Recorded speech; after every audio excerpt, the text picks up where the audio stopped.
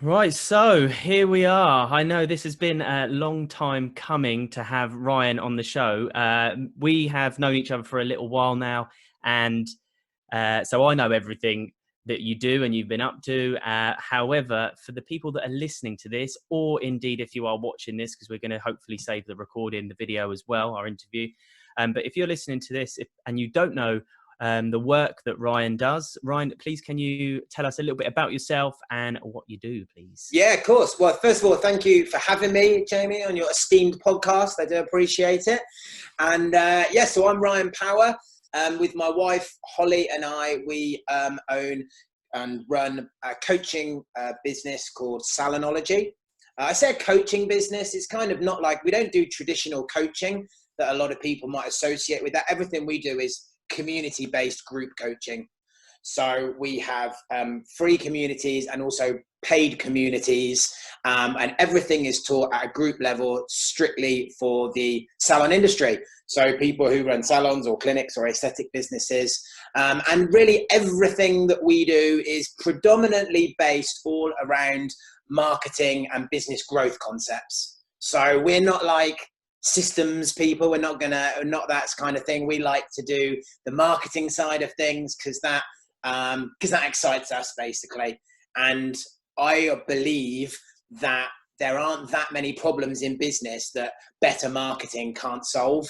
I think that it might in turn bring up some slightly different issues to people, but fundamentally it's a sad reality that a lot of businesses, the person who is very, very best, to use your audience, for example, the very, very best actual lash artist doesn't necessarily have the most profitable business, which is sad but true. You are talking to the right person. Everything you've said so far, I agree with, and I have indeed said before.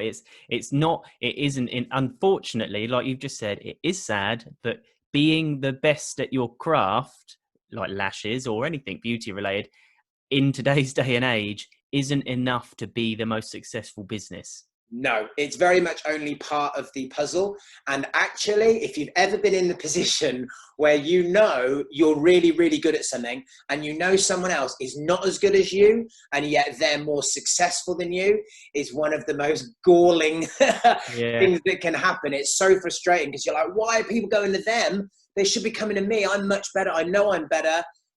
Why is it? And the reason is because, okay, your techniques and everything might be better, but maybe your marketing's not as good. And that is why ultimately marketing, I believe, is the most important skill for any business owner to learn, in my opinion. I agree with you 100%. So what was it that made you decide to start this business? Did you say, sorry, is it with your wife? With sorry, my wife. Your wife, yeah. What is it? You're a brave man, but what is it that made you decide that this was the route you wanted to go down? Yeah, so by way of a little bit of a backstory, my wife Hollie and I also owned a day spa in Bournemouth, which this year would have been our 11th year. We actually sold it earlier this year because we wanted to concentrate purely on the coaching and the online side of things now. So we actually had that for the last 11 years. Hollie started it in sunny Bournemouth. It started off as in the basement of a hotel. It was just small rooms, 3 small rooms, and it grew and grew and grew and grew and grew. We ended up with 9 treatment rooms, 2 lounges, a dozen staff, a whole stack of awards. And after about 5 years of this, it got to the point where Hollie wasn't really needed in the business every day anymore. She'd managed to replicate herself and be able to step back. And I said to her, look, you're onto something with what we've done here, because I can see that most people aren't in this same position. So many beauty businesses, they just don't make any money, sadly. And we knew that if we could show other people what we'd done and how we got there, that would be valuable to them. So we decided at that point, I'd actually just sold a previous business. I had a jewelry business previously, totally randomly. As a complete change. And I'd sold that. And I'll be honest, I hated that business because by the end, I was putting in more and more and more hours and I was getting less and less time off. And it was so frustrating for me. And I said, enough was enough. I want to now have a different business where I'm more geographically independent, where I can help people, where I can make more of a difference. So the two just kind of merged. And we were like, let's just put some stuff out there and see if anyone likes it. And it turned out a lot of people kind of like the dynamic, I think, of it being husband and wife, which is quite unusual in itself. Yeah. As you say, brave in some days, and some days we think, why would we want to do that? But most of the time it's all good. And yeah, we started literally just by teaching the same things that we've been doing in our own beauty business. So it's like, this isn't some marketing textbook speak from someone who's never worked in a salon before.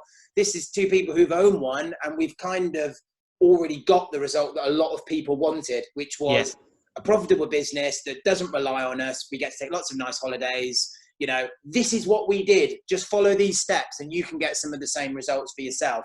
And that's really the basis of everything that we teach, really. Because I think one of the things you've just said at the beginning of that then, which I think is somewhere where a lot of people I really want to get to, and it's actually a surprisingly difficult thing when you don't actually concentrate on it. And that's it, that your wife managed to almost replicate herself, to manage to delegate the things that she needed to be able to delegate, and learn to let go of certain things to run a business, to then give her the freedom to be able to do other things and grow other things and stuff. So that's excellent. And the fact that you can pass on stuff that you've been there, done it, got the t-shirt, and help people with it. So absolutely. And it's interesting where you're so right as well, because that is one of the main things that people struggle with, I think, is that delegation. And I think the problems come because a lot of people start up on their own traditionally in our industry, and immediately they are just so ingrained in the business, in the day-to-day stuff, because they're performing the treatments. Plus then they've got to do all the other stuff that comes with being a business owner. And eventually you just end up being so time poor that it's actually that then hinders your growth.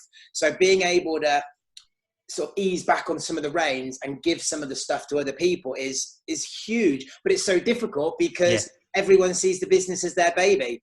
And we have this preconception, which is wrong a lot of the time, that we can do every job the best, which of course is bonkers. You can't. There's other people who are way better suited than you to do your accounts and to do the cleaning in your business and all sorts of other things, even at the tiny level. I feel for people, and I fit because exactly the same thing happens at LashBase all the time. And it is all of those things you've mentioned.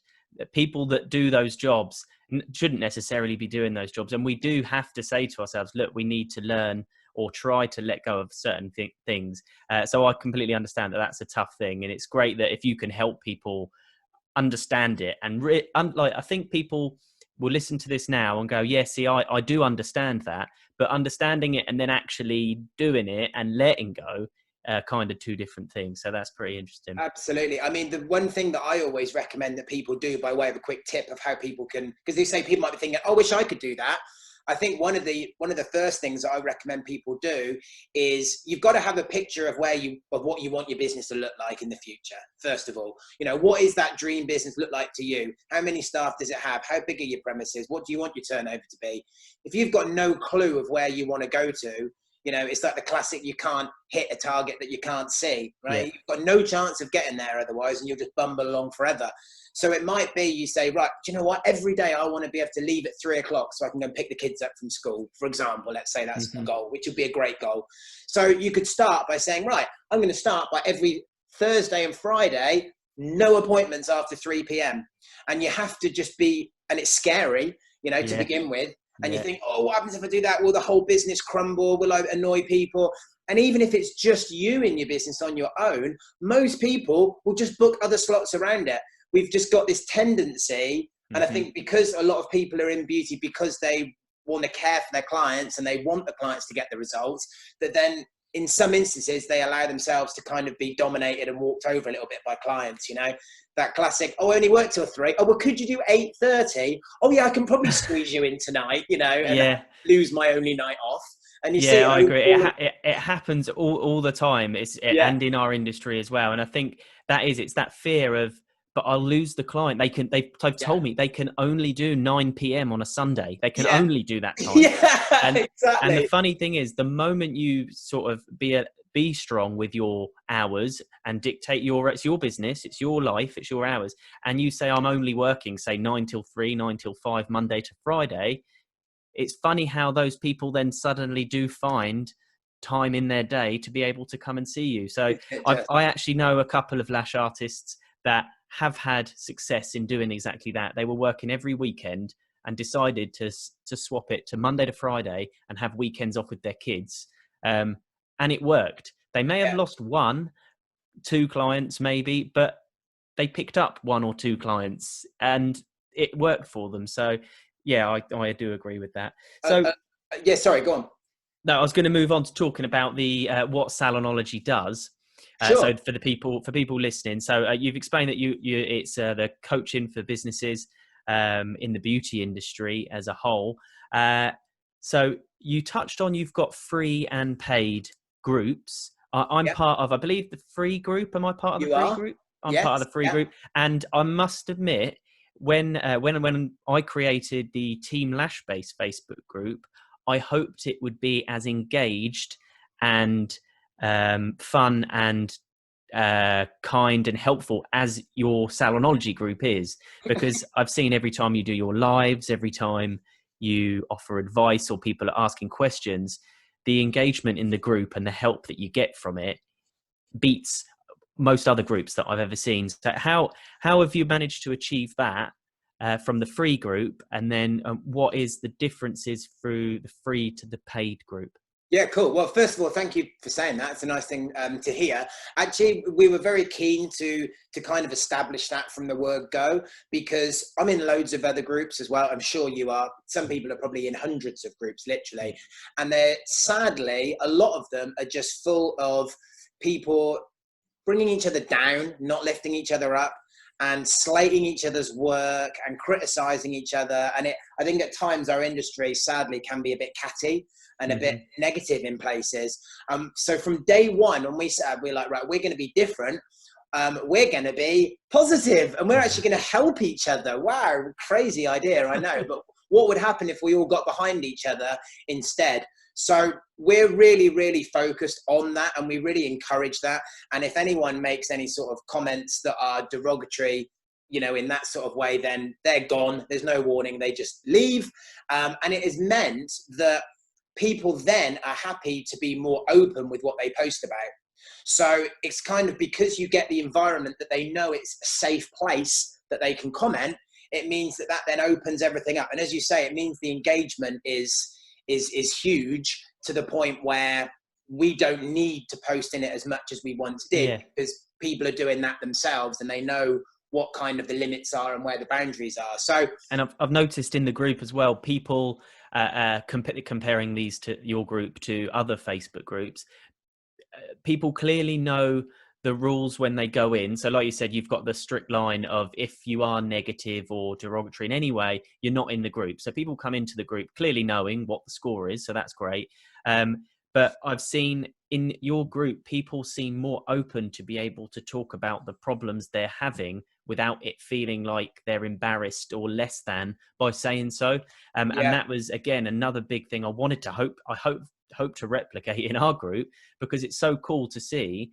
Like, everyone has got, like, imagine you've got a problem and you want to tell someone about it, but you feel stupid. You feel like it's a small problem, or that people will think you're not very good. You'll be surprised that there's 100 other people that have exactly the same problem. And to be able to then be able to have a space to put that in, say something, and have the help, obviously makes the group successful. Well, we have like a little kind of watch phrase, if you like, that you almost tapped on there, which is that there's no such thing as a stupid question, we always say to them. So whatever is on your mind, whatever it is that you want to ask, here is a safe place for you to post that question.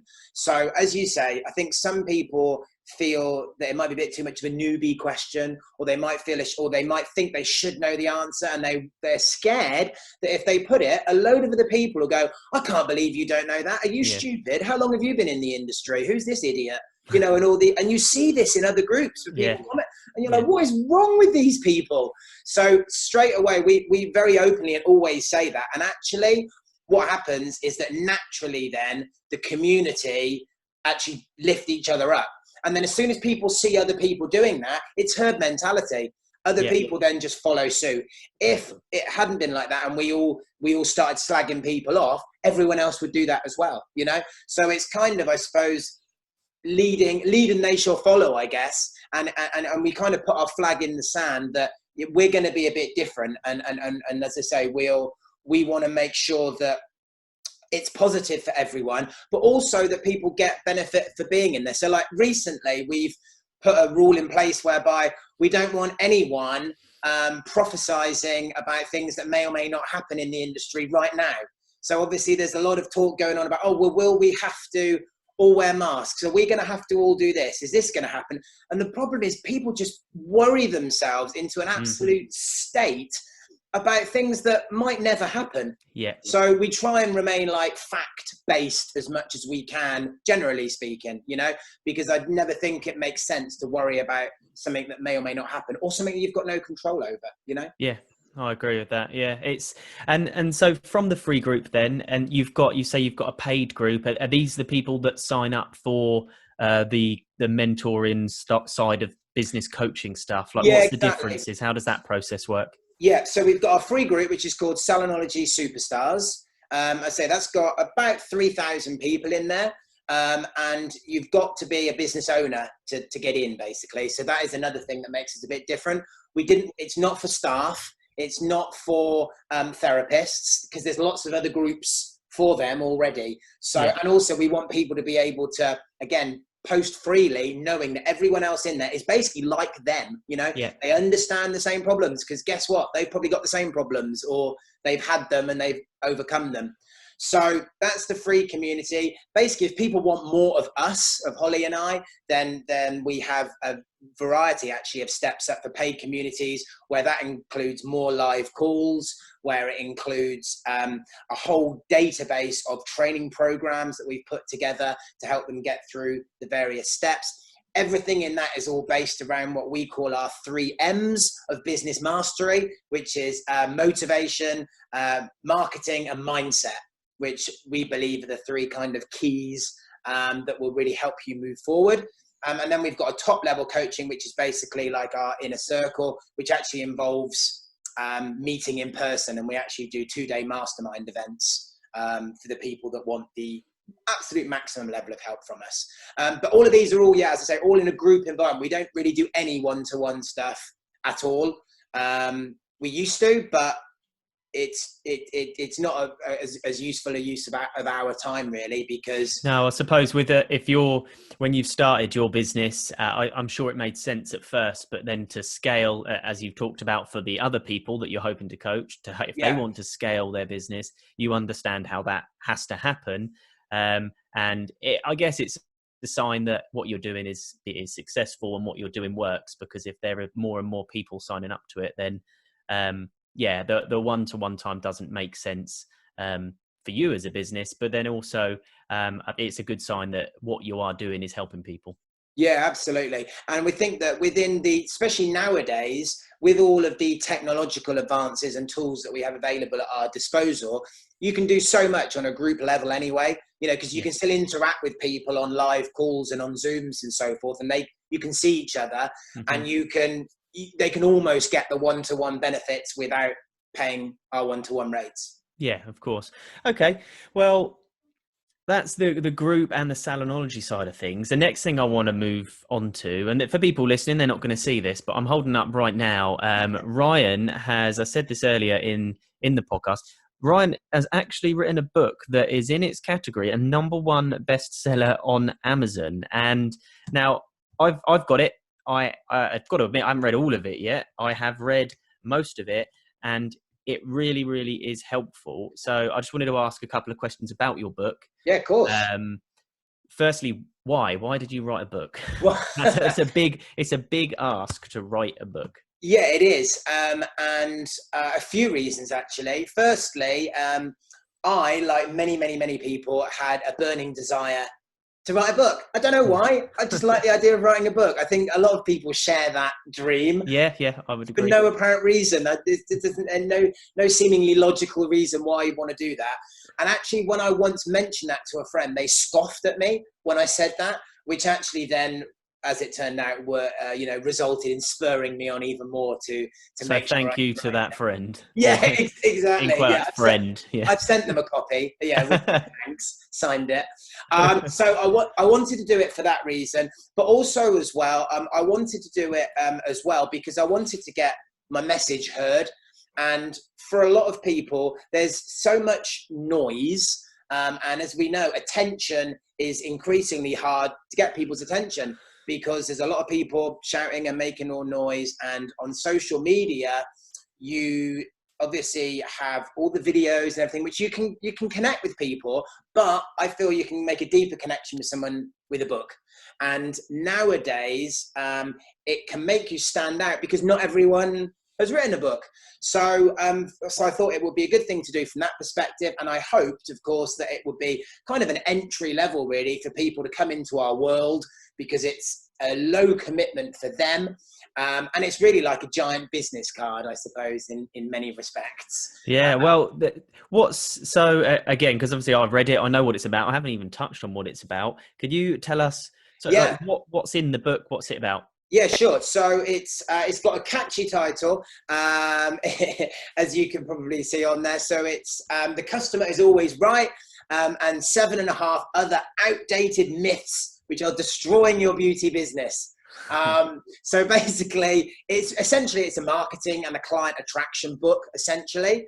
But in it, I go through what I found quite quickly from working with other salons is that a lot of people hold certain preconceptions about business, which they accept as fact, but yet I believe are completely wrong. And it challenges some of those ideas and concepts and then presents alternatives according to my world. So, for example, without wanting to give away everything, for example, the very first chapter is all about newsletters.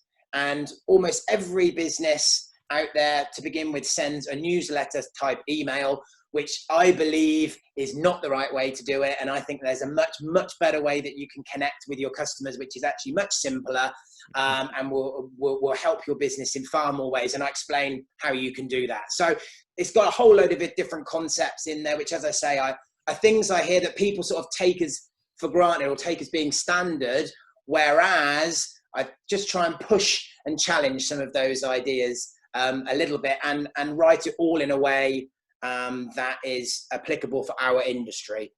Even though a lot of it would work across multiple industries, it's obviously that's one thing that I noticed. It is obviously it's for the beauty industry. However, it would work on many businesses, any industries. It would. So like from reading the bits that I have so far, which I think makes it really interesting. I won't give too much away from your book because people That's can okay. get it. But when reading the bit, there's a section in here that talks.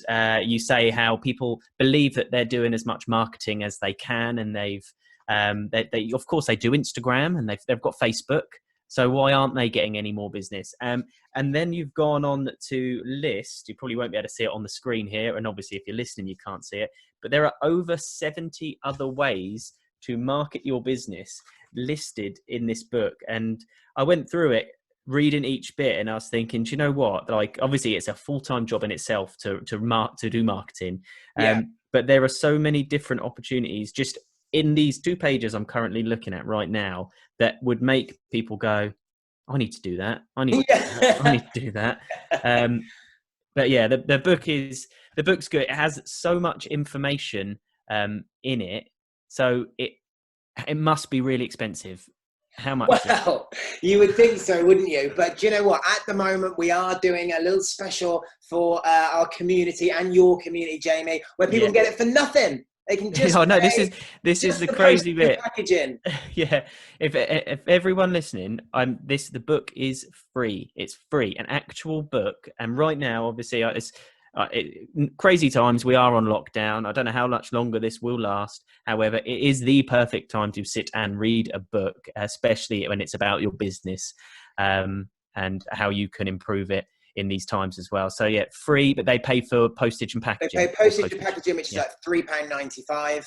I have lost count of the number of tags I've had on Insta of people sat in their garden on a sunny afternoon with a gin and tonic, reading the book. So I think that is the best way to actually invest is with gin, it seems. But also I'd agree with that.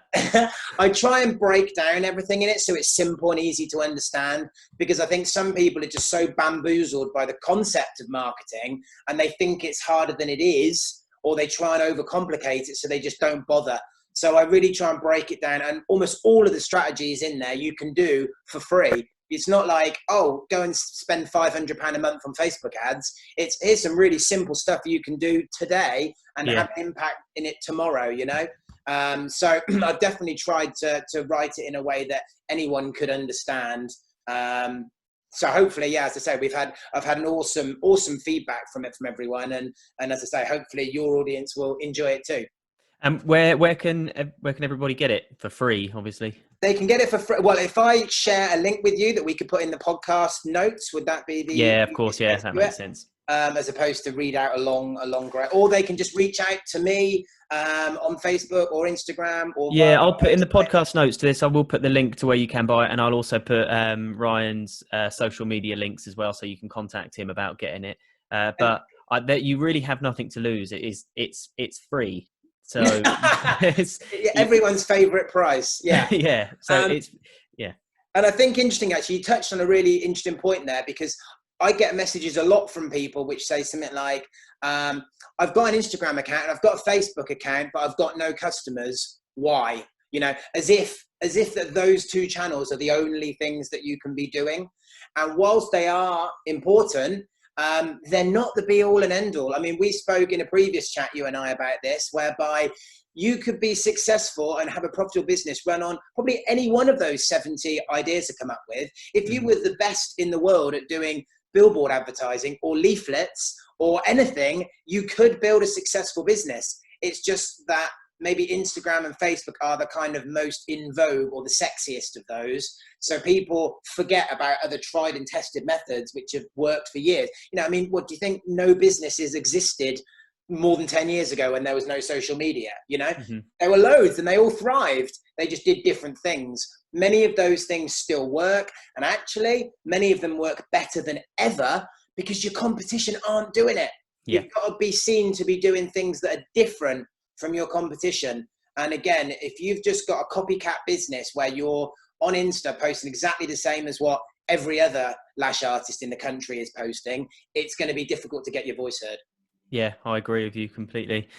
So yeah, I think I don't know how many times I can say it is worth it, obviously for the fact that it's free alone, but I have read the majority of it, and so far it's even given me the motivation and a few ideas of things that maybe I was slacking on myself, which is excellent. So moving on from the group, your business and the book, well, I'm sticking with business, obviously. What are the future plans for like Salonology and stuff? I know we've got the right now and we know what you're doing, and it's you're having great success with it. But have you got plans for the future, or do you just go with it? Well, we want to carry on growing our communities. We feel that there's still an awful lot of people that don't know who we are, that maybe could do with some degree of help, not necessarily help, just guidance maybe, or ideas, because it's not for what we do isn't for people that necessarily are struggling. You might be doing really, really well. And actually, if you're doing really, really well, then that's great, because of our communities, we've seen so much and tapped into so many people's experiences. That little extra bit isn't always that difficult to achieve. And I think that some people think, oh, I don't want to look at any coaching because that's the people that aren't doing very well. And actually, it's the complete opposite. It's most useful to people who are doing well. I mean, every single Olympic athlete in the world has got a coach, right? Yeah. So I don't know why in business it's not always seen in the same way. But also one of the overriding factors that we do is we try and make everything fun. And I know this is something that you obviously subscribe to because your channels are fun as well. It doesn't have to be about business all the time, and because it soon gets boring, doesn't it? So we're planning on continuing doing that. We want to just continue to grow our groups and our paid communities.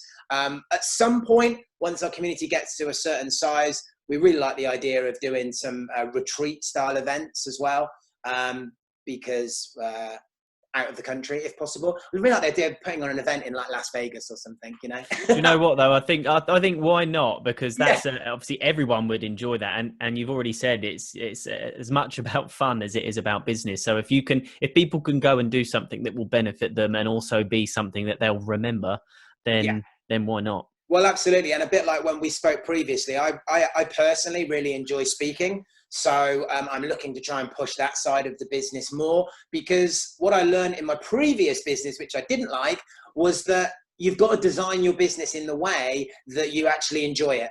Because otherwise it is going to run you down really, really quickly.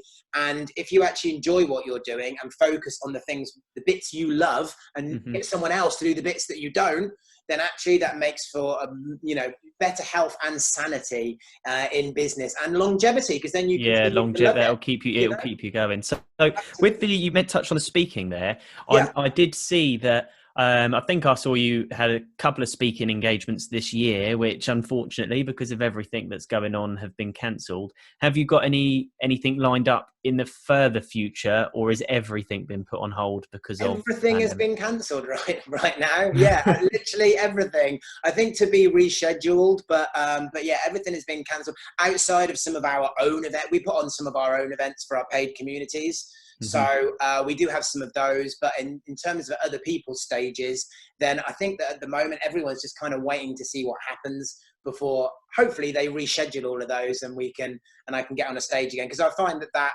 that's probably one of the things I enjoy doing the most. So I'm keen to do more of that. I also believe that within our industry, there is still a greater need for good, high quality events, because there aren't all that many. So who knows? Maybe we'll even put one on ourselves at some point. That'd be a good idea. Okay, then. So just to end it, because I like asking this type of question at the end of an interview now, what is one piece of advice you would give yourself from when you first started this journey with like Salonology? So if you could now go and speak to you from when you started, what piece of advice would you give? I think that, it's a juicy question, that, isn't it? I mean, there's so many things, but in terms of what I also think would help other people listening, I think one of the biggest ones is definitely not to compare yourself to anybody else. And I think that nowadays, again, as a result of social media, it's kind of encourages this comparison factor. And it's so wildly unhealthy for everyone. Literally nothing good can come out of comparing yourself with anyone else, because you don't know what situation they're in. You don't know where they've come from. You don't know where they're going. You don't even know if it's true what they're saying or not online. You know, how many people you see these posts all fully booked? Are they? Who knows? Maybe not. So don't beat yourself up about it when you've got nothing to base it on. And I think really, as we've kind of grown, it's really just, for me personally, I now just want to compare myself to how good a job I was doing before, you know? And again, it's always funny when you get like a little video pop up and it's like 3 years ago, you know, and you see it and you're like, oh my God, that wasn't very polished, you know? But that's a good thing, because you can look at it and go, oh, well, at least I've improved from where I was, you know? So I think that would probably be my biggie, because I think that a lot of business owners do compare themselves and they forget that everyone is on not only a different journey, but they're at a different stage in it as well. So don't be beating yourself up if you don't have the car you want at the moment, or you don't have as big a business as the lady down the road has, because if you just keep moving in the right direction and just move a little bit further all the time and keep going forward, eventually you're going to get there, is kind of my philosophy. So, and it won't happen overnight, sadly. No, that's the key. There seems to be, and again, with like social media as well, there seems to be a bigger feel of, I want that get rich quick scheme. What's that get rich quick? It's like, how can I get loads of followers really quick? How can I get loads of clients really quick? How can I build my business so I've got the best business in the town really quick? But it doesn't work like that. It's one of those things where it's effort and consistency, like you just said, small steps every single day. So if like the analogy I kind of like is, if you're looking at a mountain and you want to get to the top of it, that looks impossible. You're never going to get there. Like, however, if you then just take it step by step, you can do it. You can do one little step. You can do 10 little steps, couldn't you? But eventually, over time, you'll eventually be right at the top. So, yeah, that is definitely a good point. So I think almost every overnight success is, 10 years in the making, aren't they? Yes. And again, you don't see that bit of the journey in a lot of it. You just see the bit at the top, and it's a bit like, the iceberg. You're missing all of this bit that they've already done to get there. You don't kind of see all of that. So, yeah, and one thing you don't often see is people's failures either. So you'll see on social media everyone having these big successes and looking like that they're doing nothing but having success, when really they've had 10 failures to get to that one bit that they're now shouting about. Yeah, absolutely. So if you're failing, keep failing. Because as long as you learn from it, then it's going to take you a bit closer every time, isn't it? It's funny because someone did say that to me recently. Like, oh, I keep seeing you everywhere now, but have you not been around for? I was like, we've had our group for like nearly 5 years now. It's always been there, but it's just you hit a point at some point whereby it accelerates that growth, doesn't it? Because then all of a sudden you start being seen, and it goes up a bit quicker. And that's the same for any business. But you've got to put that spade work in at the front. Sadly, you've got to pay up front in effort. Yes. 100%. Okay, well, I think we'll leave it there for this episode of the LashBase Podcast. Hopefully, I'm going to try and get this published on Tuesday. So if you're listening to this now, hopefully it is Tuesday if I can get it done. But thank you very much, Ryan, for coming on, and thank you for having me on as a live presenter in your group yesterday. For people listening a few days ago. I wish you all the best success. And again, I'll put all the notes for the book and where you can join the group as well. Ryan is definitely, and his wife, definitely people to know in this industry. It doesn't matter if, I know we're probably all lash artists listening, but you may do other treatments. They help with the beauty business. So yeah, definitely worth knowing these people. So thank you everybody for listening, and thank you, Ryan, for joining. Thanks, Jamie. Everybody else, we'll speak to you very soon.